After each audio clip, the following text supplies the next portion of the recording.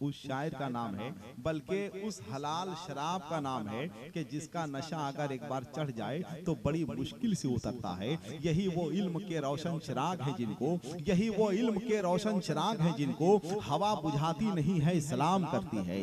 हजरत हबीबुल्लाह फैजी शायर इंटरनेशनल के हवाले से, इंटरनेशनल शायर का मतलब ये है जिसने अपने मुल्क की नुमाइंदगी दूसरे ममालिक में करने का शरफ हासिल किया है, और ये एजाज हासिल है हजरत हबीबुल्लाह फैजी को। हजरत हबीबुल्लाह फैजी का ताल्लुक शहर मधुपुर से है, और मधुपुर की दो चीजें पूरे मुल्क के लिए एक सनद की हैसियत रखती हैं, एक मधुपुर का रसगुल्ला, दूसरा मधुपुर का हबीबुल्लाह।